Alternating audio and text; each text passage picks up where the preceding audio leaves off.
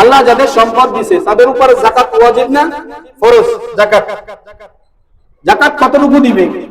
ধরেন সাপোজ 100 টাকার ভিতরে যাকাত, একজনকে 100 টাকার মালিক আল্লাহ বানাই দিছে, তার ওখান থেকে কতটুকু দিতে হবে? বলে ওখান থেকে 2.5 টাকা। ওখান থেকে কতটুকু? 2.5 টাকা। কি করতে হবে? 100 টাকার থেকে 2.5 টাকা বের করে যাকাত দিতে হবে। 100 টাকার থেকে 2.5 টাকা যদি যাকাত দিয়ে যায়, বাকি 97 টাকা 8 আনা 50 পয়সা, এটা আমার জন্য কি হবে? হালাল হবে। আর যদি এই 2.5 টাকা যদি যাকাত না দেই, পুরো 100 টাকা আমার জন্য হারাম হয়ে যাবে। কথা বুঝছেন? কি হবে? আমার জন্য হারাম হয়ে যাবে। এজন্য আল্লাহ বলছেন আকিমিস সালাত ওয়া আতুজ যাকাত। আল্লাহ যত জায়গায় নামাজের কথা বলছে, পাশাপাশি যাকাতের কথা বলছে। এজন্য তোমার মালটাকে পবিত্র করো, তোমার আত্মাকে পবিত্র করার সাথে সাথে তোমার আত্মাটাকেও কি করো? মালটাকেও পবিত্র করো। মাশাআল্লাহ, আমাদের অঞ্চলে, আমাদের দেশের ভিতরে ধনী মানুষ যারা আছে, এরা যাকাত দেয়। রমজান মাস আসলে পরে যাকাত দেয়, ঠিক না?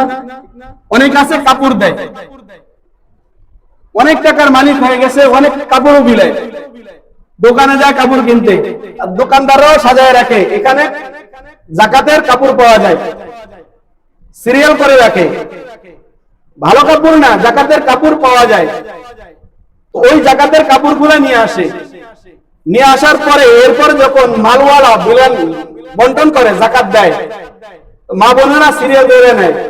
সিরিয়াল ধরে নেওয়ার পরে যখন হাত দিয়ে ধরে, হাত দিয়ে নেওয়ার পরে এরপরে ওখান থেকে একটু সরার পরে ঠাড়া পর তো পর ওয়ার মাথা বর। শয়তানে আল্লাহ এত সম্পদ দিছে, শয়তানে এমন একটা কাপড় দিছে, একবারে বেশি দুইবার করা যাবে না। নেট মশারি চিনেননি?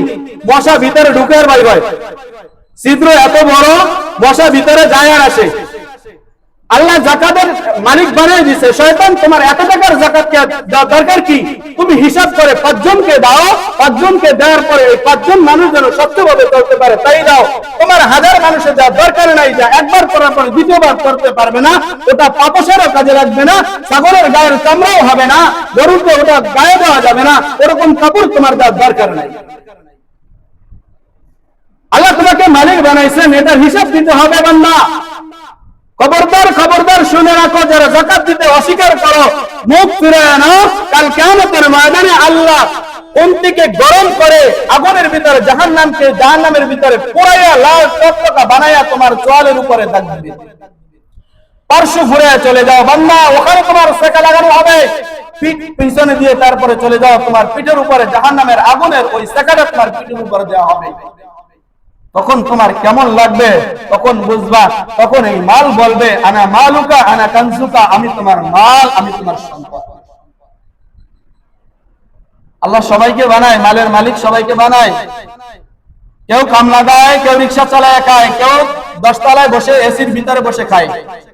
আল্লাহ চাইলে সবাইকে দিতে পারতেন না এসির ভিতরে খাওয়াইতে? কেন দেয় নাই? আল্লাহ বলে বান্দা তোমাকে 10 তলার উপরে বসাইয়া এসির রুমে বসাইয়া খাওয়াইতেছি। ও বান্দা, ওই যারা খেতে কামলা দিয়ে খায়, যারা রিক্সা চালায় খায়, তাদের হকটাকে আদায় করবে। কতটুকু? 100 টাকার 2.5 টাকা, 40 ভাগের 1 ভাগ, 100 ভাগের 2.5 ভাগ। যদি আপনি 1 লাখ টাকার মালিক হন, 2.5 টাকার মালিক গরিব মিসকিন অসহায় যারা আছে তারা, বুঝছেন? সহজ। 1 লাখ টাকায় কতটুকু?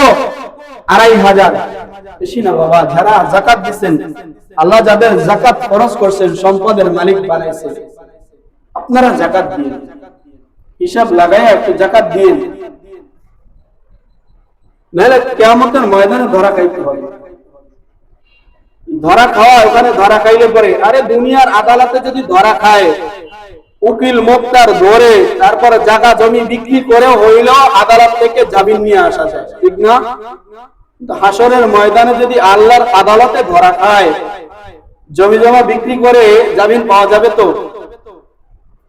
সম্ভব না।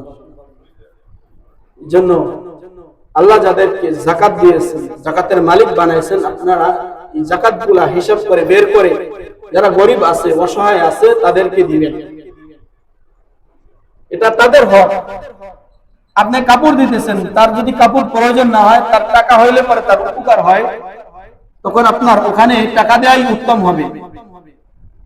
আর আপনি টাকা দিলে পরে সে অনর্থক খরচ করে দিবে।